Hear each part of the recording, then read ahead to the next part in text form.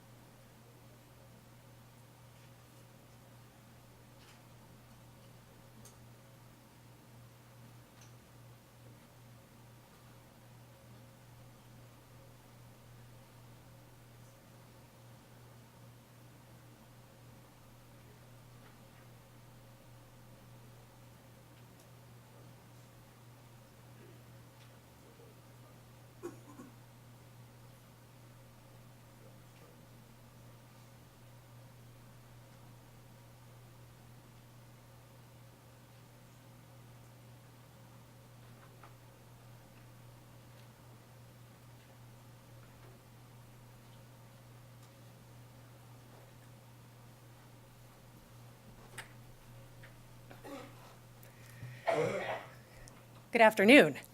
My name is Liz Kennedy, and I'm Senior Director of Democracy and Government Reform. I'd like to welcome you to the Center for American Progress Action Fund this afternoon. Senator Whitehouse has been delayed doing the nation's business at a Senate hearing, so we'll be beginning today's program with our fantastic panel, and we'll be joined by the Senator later in the program. We are at a critical moment for our democracy, which faces grave threats.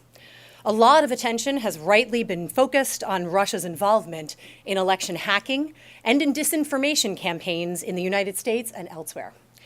CAP has addressed these issues. We released a report last summer on disinformation called War by Other Means: Russian Active Measures and the Weaponization of Information. Just on Monday, CAP had an event for the release of our report, Election Security in All 50 States, which graded each of the 50 states and the District of Columbia on their election security preparedness. Today's conversation will focus on yet another element of the Kremlin's influence that we are deeply concerned about and that has so far been subject to much less public discussion: the extent to which the Russian government uses corruption and financial leverage as instruments of influence abroad and now potentially in the United States. This is not an academic subject, but one which has already had real consequences for Russia's European neighbors and poses a threat to democratic governments wherever Russian influence extends. More and more, we see that issues of corruption transcend national boundaries and are undermining democratic societies abroad and here at home. The United States is vulnerable to the corrupting potential of Russian money. One major risk factor is the lack of disclosure in our politics, both in our campaign finance system, which increasingly allows people to use large amounts of money to support or oppose candidates without revealing the source of funds. Now, to be clear, it is illegal for foreign actors to spend money to influence elections in the United States. Yet without effective transparency, these dark money avenues are wide open to exploitation by foreign adversaries seeking to impact the course of American affairs. Indeed, recent reporting show the FBI is investigating whether the NRA served a role in funneling Russian money to influence the US election in 2016. The corruption arising from the lack of donor disclosure in politics is abetted and exacerbated by limited corporate transparency, which we'll be discussing today. So let's get to our panel. We're honored to welcome our guests today who each bring a depth of experience and expertise on these issues. If you'd like to join us on the stage, that would be wonderful. As they come up, I will introduce them. Heather Conley is Senior Vice President for Europe, Eurasia, and the Arctic and Director of the Europe Program at CSIS. She is the author of the Kremlin Playbook, a report that analyzes Russian influence in Central and Eastern Europe. From 2001 to 2005, she served as Deputy Assistant Secretary of State in the Bureau for European and Eurasian Affairs, with responsibilities for U.S. bilateral relations with the countries of Northern and Central Europe. From 1994 to 2001, she was a senior associate with an international consulting firm led by former U.S. Deputy Secretary of State Richard Armitage.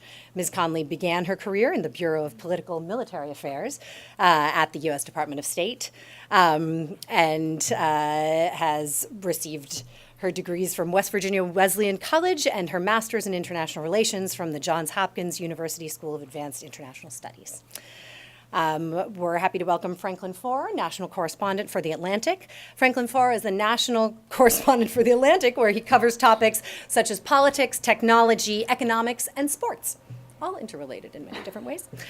He's the former editor of The New Republic and has written for Slate and New York Magazine. His most recent piece, The Plot Against America, provides an in-depth analysis of the life and career of Paul Manafort and will be featured, has been featured on the cover of The Atlantic's March issue and really shined a light on very specifics of these relationships, and we're looking forward to discussing these issues with him today.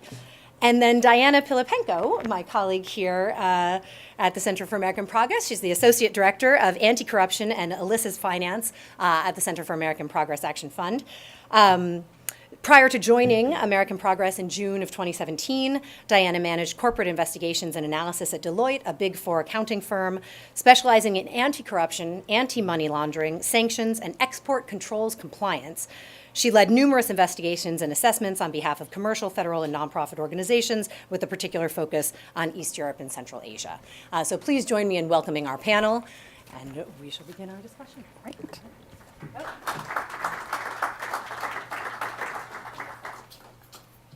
So Heather, as we, are you on?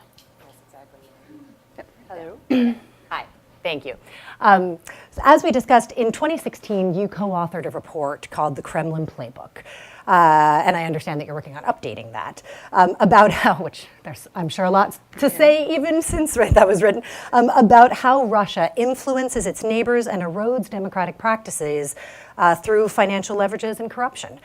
Could you summarize for the audience what is Russia's playbook for extending its influence? Well, Liz, thank you so much. It's great to be with you at CAP. Diana, congratulations on the work that you've done.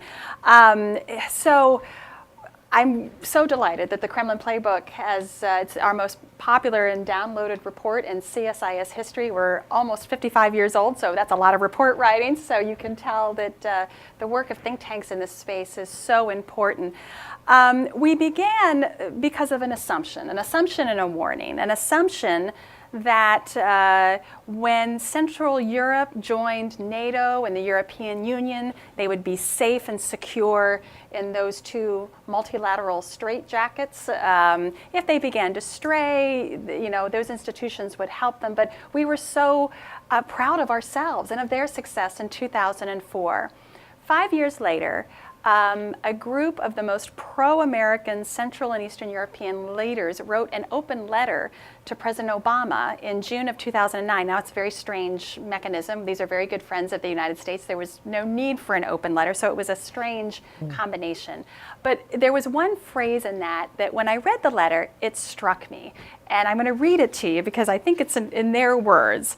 They told us Russia uses overt and covert means of economic warfare, ranging from energy blockades and politically motivated investments to bribery and media manipulation in order to advance its interests and to challenge the transatlantic orientation of Central and Eastern Europe.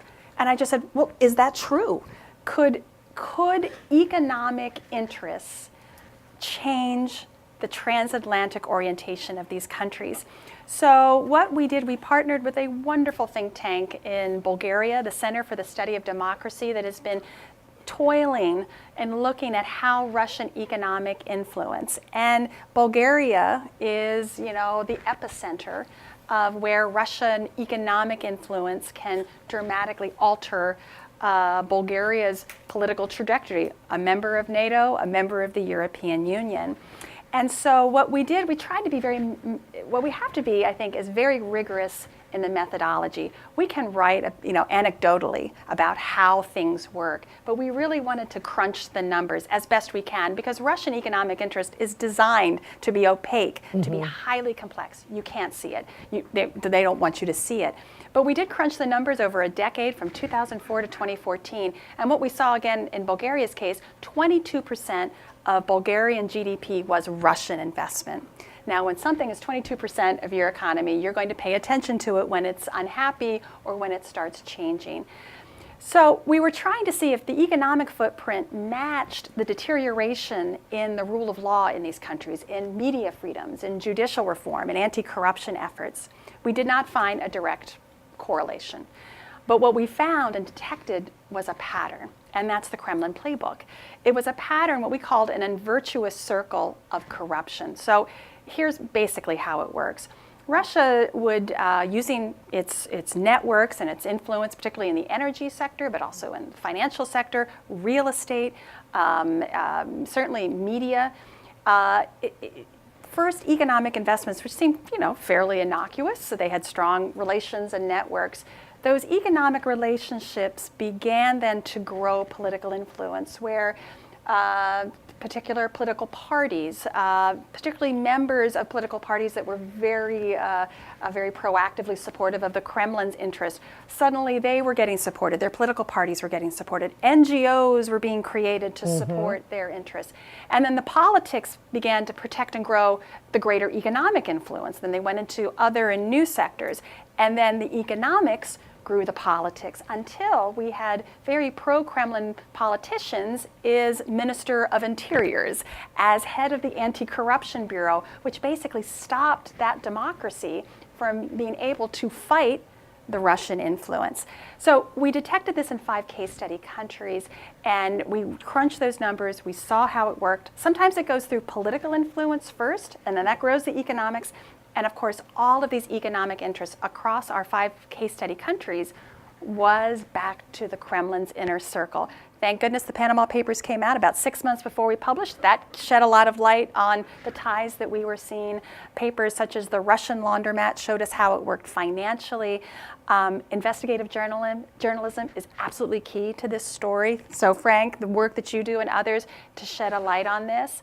And so that was the story we told. We told it a month before our US presidential elections. And we're talking about Europe here. I'm not an American analyst. And everybody went, oops. And we saw the pattern that we detected. So it's been a powerful story. We're doing a Kremlin playbook too. We're looking at 6 more European countries. And now we're focusing on enabling countries.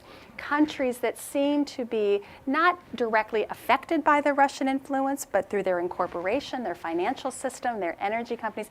We call them enablers to allow Russian influence to grow. And in fact, some of that enabling behavior is also here in the United States. So more to come in our research. Wow. I mean, I think that is really, though you and others have been telling that story, it's not commonly recognized as of yet. And so I think that bringing those continued links to light. Are there other particular examples about how Russia goes about cultivating these foreign ties to foreign politicians, and how significant that is as part of the Kremlin's overall strategy in Europe? Yes, again, we took a particular lens through economic influence. I think the challenge with the whole Russian influence spectrum, what approach do you want to look at? It's a holistic strategy. I was up testifying yesterday. We were looking at the cyber and the disinformation. You can look at it through the economic influence. What we see, it's a combination of factors. First and foremost, the pattern that we detected, Russia invests in these relationships. They go back 2 decades. In fact, they existed during the Cold War for Central and Eastern Europe, of course. The economic linkages, the intelligence networks, they already existed. So they had that network to work with. And as I said, this was a part of encouraging a policy. We wanted Russia to integrate with Europe and the West. That was the big, bold 25-year plan. And so it was encouraged. EU funds were going to support this. But what began as a positive became a negative. So those politicians in particular, and they can be on the far right of the political spectrum, they can certainly be on the far left. The commonality they have is that they are against Europe, the EU, they are against the United States and NATO, they are against globalization, they are against immigrants, they are against everything, but they are very supportive of the Kremlin. And so, as I said, it's really not a political distinction. If far-left actors support that regime, great, they will get support. Far-right actors will as well. And sometimes they just get lucky that a politician that they had invested in comes, and then, as I said, suddenly it's their moment, the politics begin to fracture, and then they rise, and then we're shocked to see what positions they're in. Thank you so much. And Diana, your report out today hones in on the financial aspect of Russian influence and how it can play out in the United States, particularly on the reasons why President Trump, an unconventional businessman when he was a private citizen, may have been a target for the Kremlin. Can you tell us a little bit about why that is, what it is about Trump's history and business practices that could have made him a target and susceptible to such influence? Yes, thank you. And Heather's report, the Kremlin playbook, was incredibly meticulously done and researched, and there's on the ground aspect of it that's been done. But it also provides a broader framework through which to analyze some of the issues that we see here. And I think a critical component of that is that Russia, the Kremlin, exploits system vulnerabilities that are already present. And so to take, and I think of your study as a more macro study, and to take the 2016 election and Donald Trump specifically, it's a more of a micro analysis that we're doing. And so it's a particular individual, and yet some of the vulnerabilities are present there. So there's significant financial distress that's been documented. There have been multiple bankruptcies going back into the 90s, 2000s. So this is someone who is in need of financing, who is in need of propping up, in some ways similar to some of these fledgling democracies and economies in Central and Eastern Europe. And so we have that. But we also have another element of this. I mean, it's not surprising to find lots of Russian money in real estate in New York, in Miami, in Florida. However, to take sort of another piece of this is a pattern of conduct that I think becomes really critical. And with Donald Trump and the Trump organization, there's a sort of cultivation of opacity that has taken place. It's a private organization. It's one that doesn't have shareholders that it's responsible to. There's no board of directors, and so much of things that go on, there's lack of transparency as to what's happening.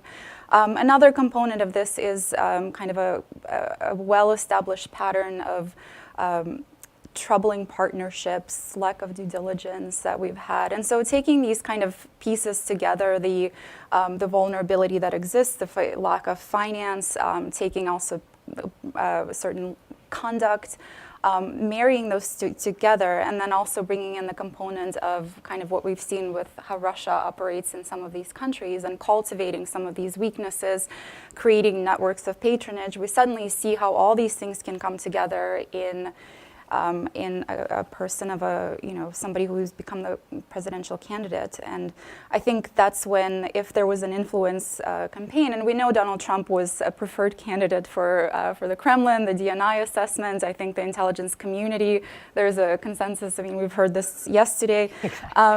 So, taking those pieces together, if Kremlin, Russia wanted to prop up this favored candidate, how would they do it? And I think financing is one element of this. We've heard quite a bit at this point about disinformation campaigns, social media campaigns, hacking, but sort of a critical thing that enables a lot of these activities is finance and economic leverage.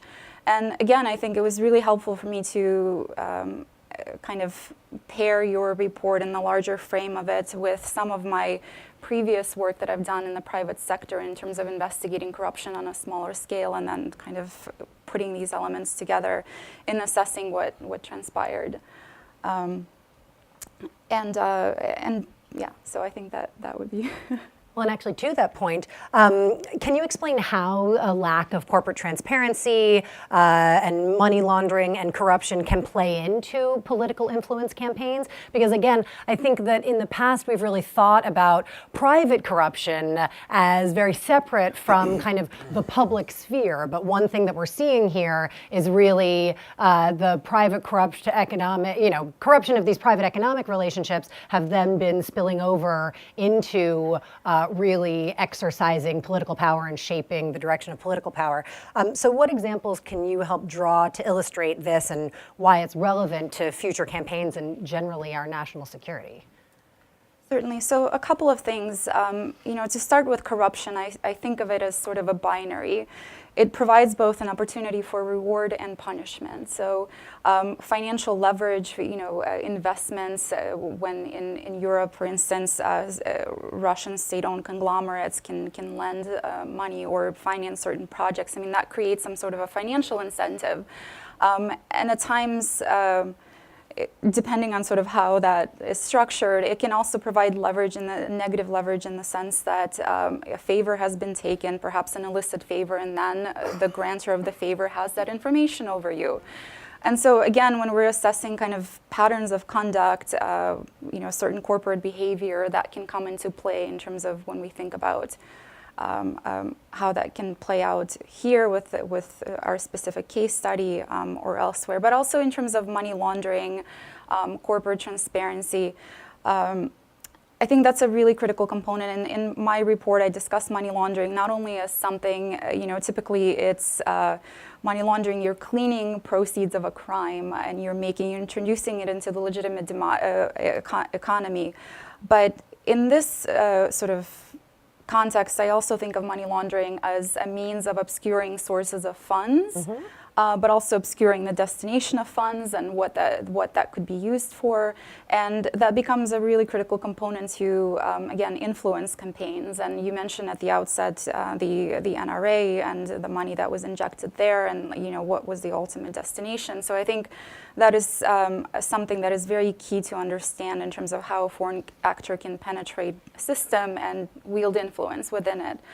And lack of corporate transparency is what abets this behavior. And I think we, in certain jurisdictions in the US, we have an issue with lack of disclosure in terms of beneficial ownership of these corporations. And in taking a specific example, an individual that sort of has come up in the context of the meddling probes who came to the June 9th meeting at the Trump Tower, Irakli Kavaladze, he had, and this goes back a while back, there was a government accounting office investigation in which they were essentially looking into why he had set up 2,000 corporations in Delaware to move $1.4 billion through U.S. banks. And and why had he? That seems. And I don't think we know to this day. There was no. At least perhaps the government has access to another report.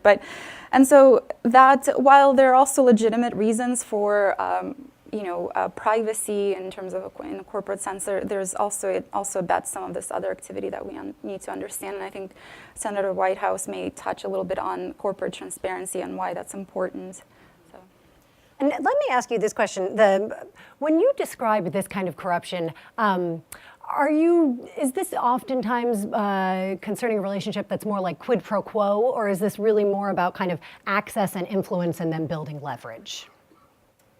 I think it could be a combination of all of these things. And in terms of quid pro quo, I mean, right now we're sanctions is on top of mind. We're talking about some of these larger issues, but in terms of, it can be both. I think engaging in some of this activity, and maybe Frank, you can talk a little bit about Manafort, but when you're kind of are partaking in kind of some of these relationships that then creates leverage. You know, you not only are indebted to a certain financial transaction relationship, but the person that you're engaging with knows that you've partaken in it. So that can, again, play out on a political stage and be important. And one more specific question for you, because following along, you know, these relationships developed over time, but now Trump is in a very different place, obviously, as president than he was when he was a businessman and private citizen. To what extent has his vulnerability to influence continued as president, and is this problem specific to Trump or potentially bigger? So I think in terms of vulnerability, given, in some sense, I think it's even higher now because of the high office that he occupies. And the scrutiny that has brought about. So I think, you know, in that sense, I think that is, you know, perhaps elevated. And in terms of, is it specific to Trump or somebody else? I think he is an incredibly unique president and a candidate, you know, before a candidate for presidency, in whom so many things come together. And this, as you said, a very unconventional businessman, these troubling past business relationships that we have. So in some ways, yes, it is unique, but it also opens up the system to, you know, there's a establishment of precedent, patterns, and that can kind of replicate. You know, it was fine now, it may continue in the future, so. Thank you. And Frank, so you recently wrote this extensive article on Paul Manafort titled, you know, in a really calm tone, The Plot Against America. Could you tell us a little bit more about Manafort and how he might fit into the Russian influence campaign? Right. Well, just to step back a little bit, I mean, I think that so much of Russia's existence in the global economy and in our global power system depends on the normalization of corruption. It depends on creating legitimacy for the laundering of money. Because if you go back to the beginnings of the Russian state, following the collapse of the Soviet Union, we see the KGB exporting massive resources of the state abroad. We know that all the great fortunes in Russia are built on privatization and crony that emerges from crony capitalism. And so there is this much longer project that Russia has been engaged in, which is how do we take this behavior, which was previously deemed outside the bounds of acceptable in the West, and how do we make it seem perfectly normal? And so that process has been something that has had an enormous number of enablers in the West. And so even in our fair city of Washington, D.C., in a lot of very respectable institutions, you have people who have been complicit in this project, whether it's big law firms that work with a lot of very, very wealthy Russians. And some of the work of big law is not just about purchasing real estate in London and New York and even Washington, D.C. Some of it involves suing journalists who ask difficult questions, suing think tanks. You know, the greatest, not this one, please. Not this one either. But we know the great book, Karen DeWeese's great book about Putin's kleptocracy. They gave her lots of trouble when she wanted to publish the book in London. We know that Oleg Deripaska sued the Associated Press when they published a piece about his relationship to Paul Manafort. And so big law is complicit. There's an enormous amount of money that's been spent on laundering, on lobbying and public relations. And so Paul Manafort fits into that story as well. So he's just a representative figure who reflects a good chunk of what happens in many of these big firms, which were hired by oligarchs, and many of these oligarchs are tightly woven into the power structure of the country. And this is another important point about corruption, Russia's political corruption, which is that the interests of the state are not quite inseparable from the interests of business, but they're French braided together, in which it becomes very difficult to disentangle the two.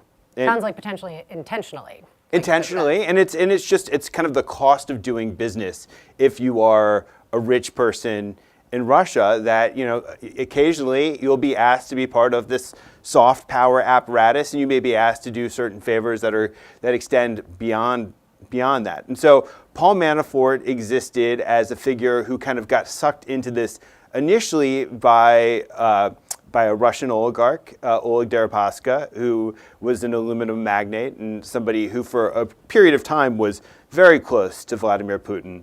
And then a Ukrainian oligarch, Renat Akhmetov, who, like so many of these other oligarchs, began essentially as somebody who a gangster, somebody who came up in a very rough and tumble sort of way and then tried to become much more legitimate. And so they hired him to do work in the former Soviet orbit where they had political interests. And again, their political interests were indistinguishable from Russia's political interests. And so Manafort and his firm initially did work in Georgia where they tried to bring back a guy who was pretty terrible, who was accused of trying to assassinate the president, Edward Shevardnadze, and stood trial for it, and they wanted to bring him from exile in Moscow back.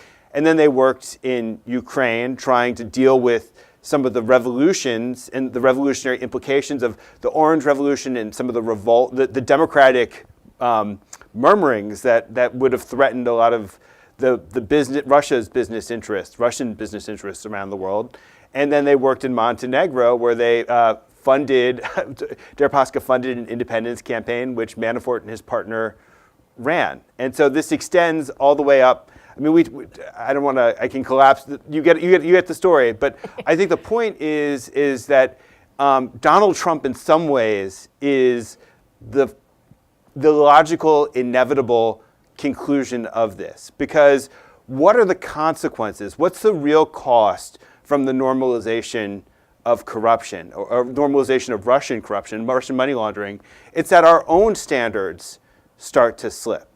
And so our own defenses against a figure like Donald Trump, who embodies so much of the kind of oligarchical mindset, this guy who's unable to separate the interests, his own personal business interests from the interests of the state.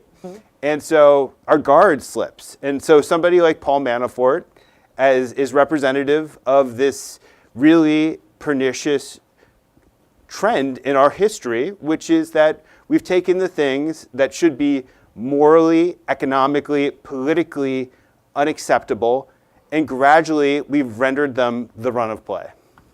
I'm so glad, actually, that you brought up morally, because I do think that is a point that often doesn't get surfaced, kind of the fact that really we need to continue to articulate the moral imperative for representative democracy and for if we're going to have a government that promotes kind of human freedom and dignity, how are we structuring the rules of American democracy to facilitate and ensure fair representation? And have we been doing that adequately in the past several years? That is, of course, my field of study. But that's why I asked the question about corruption, because, of course, the Supreme Court in the Citizens United decision actually said, no, for the last 20 years and the last 100 years that we've banned direct corporate spending in political elections, it's because that would be corrupting, and so we're going to ban that. But actually, this is independent, so it's not corrupting. And, quote, access and influence are not corruption. Only quid pro quo is going to be considered a standard for corruption that will allow you to impose on speech. Let's not derail the whole conversation about money and politics in the U.S., but... No, but it's actually, yeah. I don't know, in Zephyr Teachat's book, Corruption in America, I mean, she says that when Benjamin Franklin and the founders were sweating the problem of corruption, which they viewed as a mortal threat to the republic, the form of corruption that gave them the most agita and prevented them from sleeping was foreign corruption. And do you recall how they addressed that in our country's founding documents? The Foreign Emoluments Clause in the Constitution. And that, of course, I'm taking moderator's privilege here to share some thoughts. But, and unfortunately, we have not seen The enforcement of the Foreign Emoluments Clause thus far, there are obviously several cases that are moving forward, including a case brought by 200 members of Congress who really ought to be in the position of being able to overcome any kind of standing challenge to say, it is our job to say whether you are allowed to receive things of value from a foreign state. There are clear rules, and I think that's one of the questions of corruption is, we have these rules, but have these rules been adequate, and then have they been adequately enforced, and then have we articulated to people the moral underpinnings, the functionality of these rules. Instead, if just people think it's the run of play, everyone does it. 75% of Americans in a Gallup poll, this was like 2 years ago, I'm sure it's improved, but think that corruption is widespread in the American government. That was shocking to me. Because of course, it probably isn't, or what do we mean by corruption? But, all right, let's get back to you guys. Can I just make please. a quick two-finger on what Frank said? I just want to pull back for a second. This is such a complicated story. It's hard to tell, but I just want to pull back on the Russia part. Part of what Russia is doing is part of military doctrine. I think this escapes people. Wow. Corruption, economic influence is a part of it, but it is called new generation warfare. And what they're trying to do is break the internal coherence of the enemy system. And what we know from Soviet practices and now Russian practices, they exploit the weaknesses that are already present. So whether that is you're not following your transparency rules, you're not following the Foreign Agent Registration Act, you're not, it is perfectly fine to be a lobbyist. It is perfectly fine to register as a foreign agent. We can't get ourselves wrapped, I think, too far around that this is a criminal act. It is not. Being legally represented is not a criminal act. The problem is we are not being vigorous in how we implement our rules and our laws and our corporation. As much as we love to talk about Mr. Putin all day long, this is on us. It's our system. We either protect it, we enhance our insecurity, or we are going to be susceptible. Today it's Russia, tomorrow it will be another adversary. They get it. They get our weaknesses, our societal divisions, whether that's Black Lives Matter or whether that's a state and federal divide or a political divide. This is not about a particular party, I guarantee you, because the next election, they will find a Democratic candidate to, this is not about the parties. It is about weakening the United States so they can proceed with their interests. And I just don't lose ourselves in the politics of this. Keep our eye on the bigger prize about what's going on externally and then focusing on what we need to do. What we can do. Absolutely. And so what would, if we were trying to describe in this, to everyone, how would we describe how this kind of corruption is such a danger to democratic societies and kind of how it impacts people's lives? Because I think Americans have had such a disconnect, throw all of them out, et cetera. But how can we communicate the importance of fighting this corruption and how it really impacts people's lives? I'll just answer briefly and let Diana and Frank speak. For me, democracy works based on faith, trust, and credibility. And so what all of these things are doing, the social media campaigns and the economic influence, you are to believe, you have belief and faith in nothing. It's all corrupt. It doesn't matter. And then you really don't care if you have a democracy. And the polling that I'm most worried about is people don't think democracy is that big of a deal. Why do we need this? Why is this important to us? A young generation that thinks authoritarianism, democracy, it doesn't matter. We have lost our way and why this system is so important to us as for our national security and our health and well-being. We're eroding this ourselves. This is not Mr. Putin. We are eroding it ourselves, and then they are amplifying that faith and erosion in our leaders, our institutions, and that's why I think our own health is greatly imperiled. That's not Mr. Putin's job. He's just helping us along. Yeah, agree. Any thoughts? I think for me, I find conflicts of interest is a huge issue, and the complete erosion of the line between public and private, and sort of that, I think, warps the incentives and kind of what drives politicians. And I'm from Ukraine, and There is a perfect example of a complete blending between public and private. You know, the current president is a former oligarch. I don't know to what extent he has divested his interests, but that, you know, that kind of really undermines the way the government functions, who it responds to, what incentives it follows. And so I think, and again, foreign and domestic corruption, I think, as we discussed, is part of the same fabric. And I think we really need to be aware of that and not just point a finger to an outside power that's trying to kind of infiltrate and erode our system from within, but also to kind of understand what's happening internally. And again, there are multiple issues that we talk about on the domestic front that we need to address as part of the solution. I mean, one thing I think that should be noted, I'm not an expert on this, but my sense is that with the Patriot Act and with where you had a sustained focus on stamping out money laundering, we were pretty successful in closing a lot of the most obvious doors through which foreign money is laundered into the United States, and real estate being one of the big exemptions in the law, which is part of the reason so many people like units in Trump Tower. But I think that I agree with Heather. I think that so much of this is about strengthening our institutions, strengthening our own moral fiber when it comes to issues of corruption. And so when you have massive, it's just connected to tax evasion here. When you have, you know, the Panama Papers reflect pretty damn badly on a lot of people here. When you have major corporations who have been using Luxembourg and Ireland to avoid paying taxes, I mean, we've basically deteriorated our system such that the weaknesses do become obvious to outsiders. And I think that you know, one thing that you talk about the weaponization of information in the same sort of way that the weaponization of information plays on the weaknesses in U.S. news media and the ways in which social media has eroded authority. Mm-hmm. And the same, corruption has been weaponized in the same sort of way. Kleptocracy has been weaponized, and the dynamic that exists really does track the same one that exists in information. Yeah, and it seems like, again, it's no longer like this corruption is just about being wealthier and like cabining that to the private sphere, but that it really is coming over. So that kind of like corrupt or crony capitalism is now coming into exercising power and being able to exercise public power corruptly, which is, you know, to an even greater danger.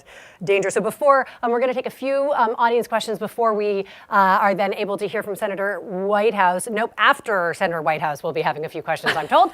But just quickly, I wanted to get your thoughts on solutions, because I think that is always a really important place to be, to get out of sometimes the nihilism of the so if our politics and national security are vulnerable to this kind of influence and undermining, and they are, so what is there that we can do to address it by closing financial regulatory loopholes, ensuring that this kind of influence is uncovered and thwarted, and are we also able, I think to your larger point and as well with your report and your upcoming report, to identify and stop the enablers of this influence? So one big idea and then a couple of smaller ideas, again, from testimony yesterday, and of course yesterday was an extraordinary day at the Senate Intelligence Committee. The fact that we have our intelligence agencies in complete unity, yet we as a government aren't doing anything to prevent the most important thing, the credibility and the faithfulness of our election process. If we see this as an attack on our country, which it is, we would have had a 9/11 commission. We would have had a mass reorganization. Talk about terrorism financing. Yeah. Money laundering would be equal to terrorism financing. Yeah. I continue to encourage that we have a 9/11-like commission that looks at, again, its influence, its economics, the whole thing, and start changing laws. Secondly, look, I think in some ways, Mr. Manafort's, the indictment to me is a roadmap to where we have to go. I would love Vice President Biden to lead a task force to focus on Delaware incorporation and how can we improve ourselves. It starts with us. We have to clean ourselves up, or we will continue to be vulnerable to the Russians today, to the Chinese tomorrow, to the Iranians, the North Koreans. Any adversary now has the playbook, and they know it can be effective. We have to bring urgency and focus to this. It's a national security imperative. And I will be brief just to echo your comments and also anticipate Senator Whitehouse, but I think fostering greater corporate transparency will help us greatly. I think lack of it enables some of these things that we've discussed, money laundering through real estate, corruption. And so I think getting at the root of this is the completely anonymous corporations that we don't know who's behind them. We don't know with what intent they were set up and with what they're doing. I think that will be a critical component. Also to campaign finance disclosure. I think some of that drives, again, the anonymity starts at the corporate level. Well, we do have this gap between what's normal and acceptable behavior in Washington and what our laws say. And so when it comes to something like the Foreign Agents Registration Act, it would be great if it was actually enforced. Right. And so I think it's actually important to restore not just the sense of accountability, but the sense of shame that causes people to anticipate being held accountable. And so that's why I think it's incredibly important that we make an example of people like Manafort and all of his kind of the enablers and all the people in his firmament, because I think we've already seen this to some extent where his indictment has caused a lot of people to retroactively rush to register for the Foreign Agents Registration Act. But the more consequences with this, I think, the better.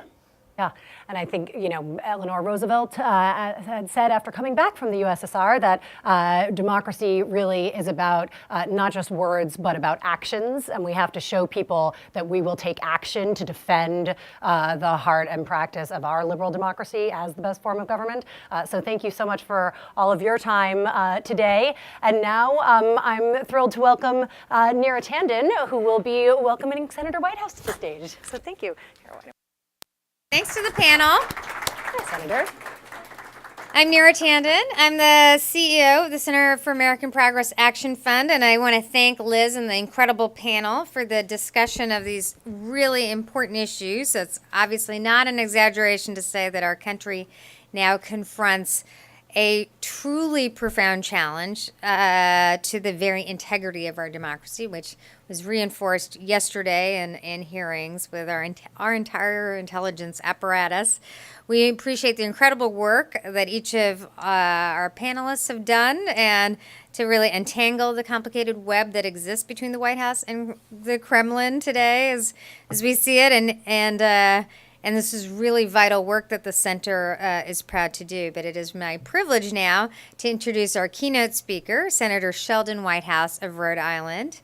During his 30-year career in public service, Senator Whitehouse has made it his mission to expand opportunity on behalf of working families. And he understands how the decisions we make in Washington and who funds people in Washington can really determine whether our policies are helping a very small select few or helping all Americans.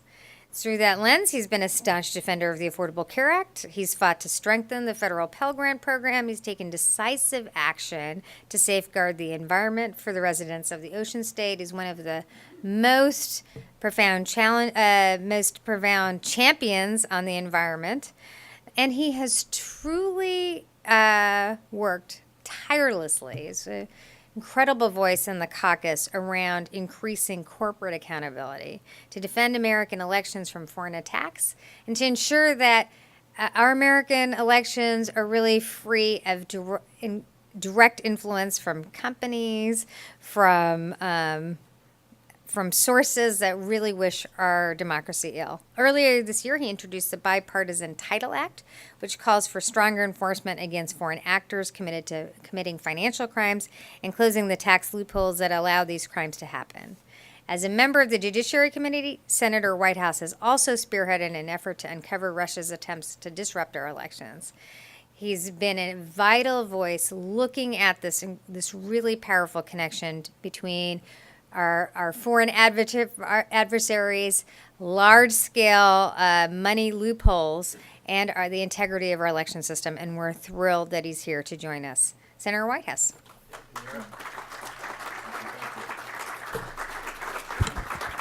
Thank you, Nira. It's great to be with you all, particularly with my friend from Rhode Island, Jeff Tights, who I see back there in the audience. I want to open with shout-outs to Liz Kennedy, who was a terrific witness in the DPCC shadow hearing that we did on disclosure when we couldn't get a proper bipartisan regular order Senate hearing on disclosure. And also a shout-out to Heather Conley, whose terrific work has got some focus in the Graham White House Subcommittee on Crime and Terror, and it really is excellent work. We are in a situation where, in the same way that every Trump administration law enforcement and national security witness has opined that the Mueller investigation is not a witch hunt, similarly, every single Trump administration national security and law enforcement witness has warned that we can and must expect further Russian efforts to interfere in the 2018 election. It is unanimous, it is powerful, it is consistent, and we're doing virtually nothing about it, which is extraordinarily frustrating. We know not only that they are coming at us, because our national security community tells us unanimously that they are, we know how they're coming at us. Because of good work like the Kremlin playbook and like the Atlantic Council's Kremlin Trojan Horse report and the testimony of other witnesses who have come before us. And we know that two of the vectors through which the Russians interfere in other countries' politics and elections are, one, campaign finance non-transparency, directly going at the politics of the country they want to compromise, and two, more generally, corruption non-transparency, because as one of these reports said, corruption is the lubricant for their effort to interfere with other democracies. So whether it's directly going in with funding into the political system or indirectly corrupting people and then using that leverage to interfere with the political system, it all is spawned in darkness. And we are told that over and over and over and over again. We also know what the two vectors are of this that are the most significant ones. One is dark money in campaign finance. We ought to do something about that. There is a bill called the Disclose Act that would let us do something about that. Not long ago, Republicans were for that, but now it's really challenging to get any Republican support for campaign finance transparency. The second is shell corporations. The countries over in Europe and the UK who are seeing Russian election interference have realized that part of their defense has to be to clean up their corporation transparency, and they are.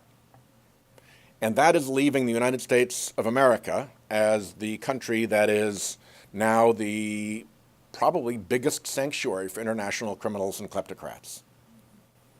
Not a great look for us. Not a great look for the United States of America. So we urgently need to address the problem of non-transparency in incorporation and non-transparency in campaign finance. Here's the rub.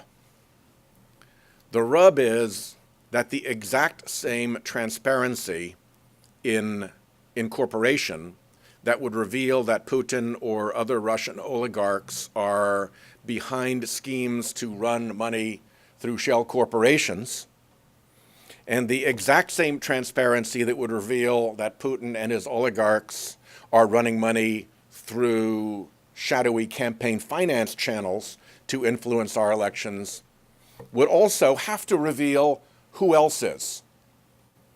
You can't have partial transparency. You can't have transparency for Putin and the oligarchs, but keep the Koch brothers and the Mercers and ExxonMobil and everybody else sheltered. And the practical problem that Republicans face is that they are now as dependent on dark money as a deep-sea diver is on his hose to the surface. And it terrifies them to think that they will lose that dark money supply hose. So we have a real quandary on our hands, but we also have a real opportunity because in my view, whether or not the Republicans are getting advantage of dark money, it is a rot on our democracy. And I think there are Republicans who see it the same way. I won't name names, but a Republican colleague was sitting next to me on the Senate floor, and I said, you know, we've really got to clean up this dark money mess. This is a disgrace. It's going to be rotten before long. It's going to ruin our country's reputation. You know it's no good. And he said, yeah, will you idiots start raising some serious dark money so that we can agree to get rid of this stuff? We're never going to do it when we get 90% of it. You've got to get to work. Raise your own dark money. I don't think that's the best path to a solution, but that shows you what the calculation is in Washington. Let me close with one observation. I grew up as a Foreign Service kid. I am the son, grandson, nephew, and cousin of career Foreign Service officers. And we were not on the Champagne circuit. We were in countries that were torn by poverty, violence, war, corruption, the whole bit. And I took some really early life lessons from that, and one is that America is special and is different and is seen as special and different around the world. My dad used to say that people like to tweak the eagle's beak because we were so big and so powerful. It gave kind of a little thrill to tweak the eagle's beak. But when the chips were down, the world counts on America in the way that they count on no other country. And to paraphrase John Winthrop and Ronald Reagan, we're a city on a hill. That's the way we cast ourselves. And our example as that city on a hill is an advantage of ours as well as a responsibility of ours. Bill Clinton used to take Daniel Webster's Bunker Hill speech and torque it a little bit to say that no example of America's power has ever mattered more in the world than the power of our example. So our example as a city on a hill of what democracy can be and should be is being compromised every minute by our own satisfaction with allowing dark money to rule our politics. And the people who will choose to put political advantage acquired through dark money ahead of the reputation and standing of our democracy deserve considerable opprobrium. And we as a country cannot yield the high ground of being who we are. If we're going to lecture other countries on transparency, we've got to live transparency. If we're going to say that democracy should rule and the people should decide and not the big special interests and the oligarchs and the folks who pull the strings, we have to live that truth. So this fight is not just a fight about how corporations are disclosed. It's not just a fight about trying to bring some more balance and transparency into our campaign finance system. It is also a fight to reclaim our status as the shining city on the hill that the rest of the world can and should look to as an example. And I say that selfishly, because that is not a burden that we bear. It is an asset that we enjoy when we live our truth. So thank you very much for focusing on this. We've got a lot of work to do, but it's important work, and happy to take a few questions. I've got 10 minutes.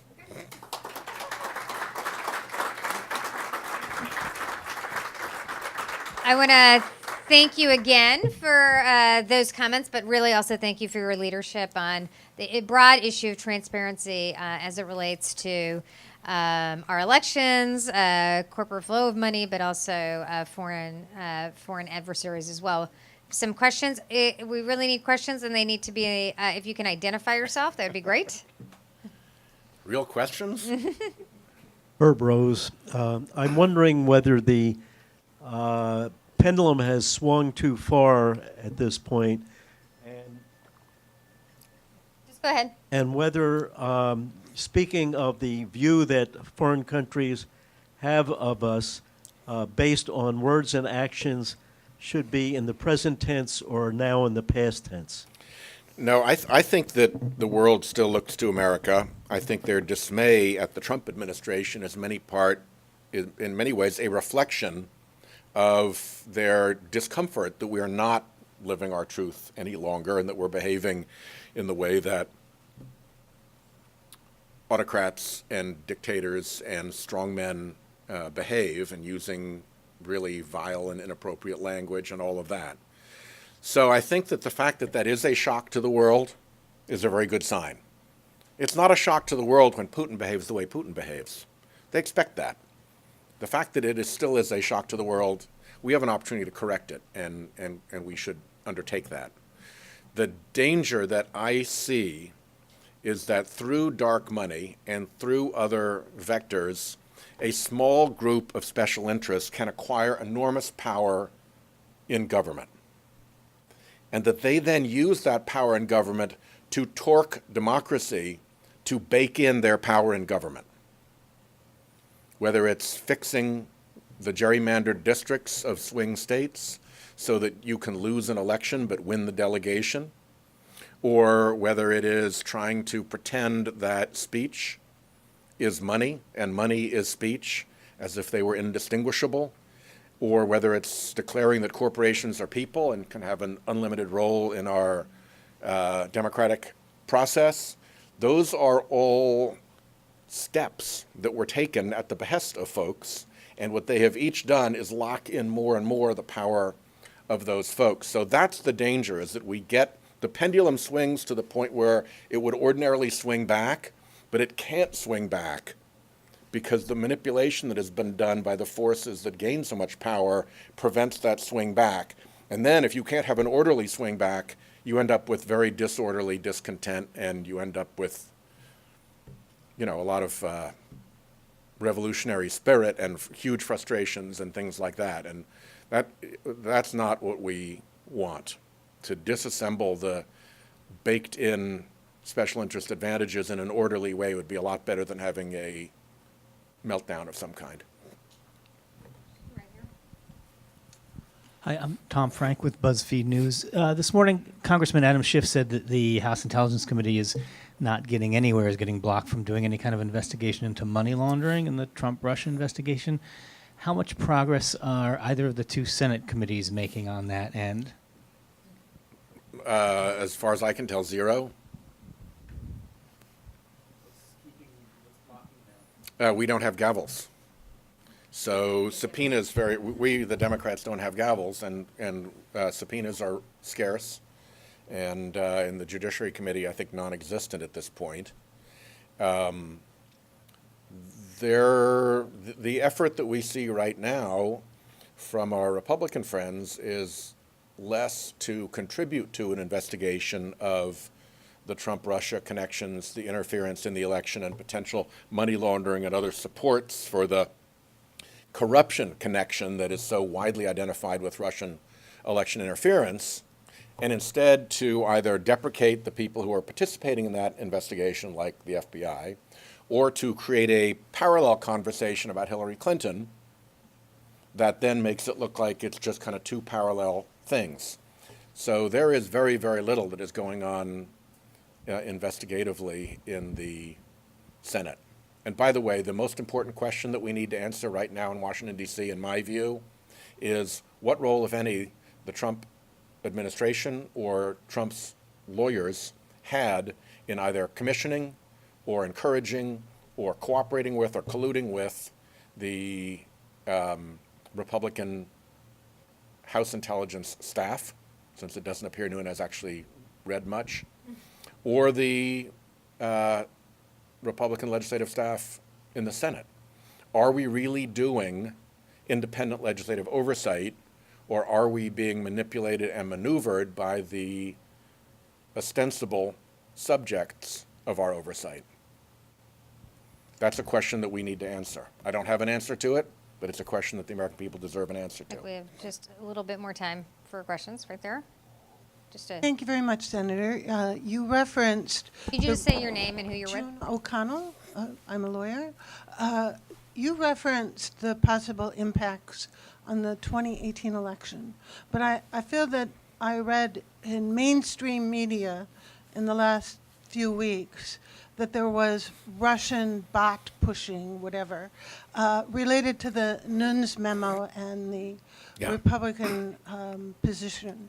So Hashtag isn't release it- the memo was the So top. isn't it an ongoing aspect Yes. that we need to deal with? Yes. Yeah, it isn't that they're going to suddenly turn up the dial and go from 0 to 60 days before the November election. They are out all day long, every day, trying to work the system and figure out what they can do, what bots they can use, what messages work, how they can game the Facebook or Google algorithms. This is a constantly ongoing operation that the Russians are running. It's going to ramp up, I think, as we get closer to the election. And to a very significant degree, they don't very much mind getting caught. That just adds to the general hullabaloo and raises questions about everything and allows people to say, well, the Russians, they're probably doing stuff for the Democrats too, or, it's not as easy as catching them, spotlighting them, and having them go away, which is why it's so important that the president actually put the sanctions through. Because the way you get to Putin is by punishing his oligarchs, and the way you get to his oligarchs is denying them free access to our rule of law sanctuary for the proceeds of their thievery and corruption. That's where you hurt them. That's why they got so furious about the Magnitsky Act. That's the connection right there. And the fact that Trump is sitting there behind his desk in the Oval Office sheltering Putin and the oligarchs from a measure that was passed 100 to 1 in Congress ought to be an alarm signal. We've one question here. I'll just add on the Nunes memo. German Marshall Fund did some great work showing that about 70% of the social media traffic was by Russian bots behind the release of the memo. The memo itself was an attack, obviously an attack on the FBI. So just to be clear about what's happening here, Russia is amplifying social media attacks of the FBI that is investigating Russia's collusion in the campaign. And so that is the full circle of events, and obviously the House Republican leadership and the House Senate House Intelligence leadership are going along with all of that. So that is ongoing, and there will be, I'm sure, future attempts. So just to clarify that right there. And I think this is our last question. If you Bill could just Klein, I'm a identify- retired Army physician. Watching as an outsider those two important hearings yesterday, the threat and the election, I had the feeling that might be sort of a fulcrum. The unanimity and the unambiguity were astounding. I'm just wondering, from your point of view, is there going to be anything new that will come out of those, or they'll just be lost down the most recent rabbit holes that come up? I think you have dedicated national security professionals who have made it absolutely clear to their political appointee leaders that there is just no question about this. And so the political appointee leaders are in no position to prevaricate or deny about what they're being told. It's slam dunk clear, and they can't go back to DNI, CIA, FBI, and have any credibility whatsoever with their own team if they have denied what is so obviously true. So you've got actually a pretty good factual predicate coming out of those Trump officials. Where the breakdown is moving from that over into the political side, where you would either do real hearings to look into what's going on with Trump, Russia, collusion, money laundering, and so forth, with real subpoenas and really dragging people in, or do something legislatively to start to protect our next election, whether it's jamming him on the sanctions, which he's gotten away with doing nothing about, or passing the incorporation transparency bill, so at least that vector of Russian abuse is cut off, or for once and for all taking up the Disclose Act and bringing the light of day onto our election funding. Those would be some easy measures. There are others that you could do, but at this point, there's no markup scheduled. There's no plan. I think they're happy to just kind of ooze through the 18 elections, never doing anything legislatively about it, no matter how serious the warnings. That's the frustration. Tells you which side they might have been helping. Thank you so much, Senator Whitehouse, for your So thank comments. you all for putting your attention on this. I appreciate it very, very much. Thank you.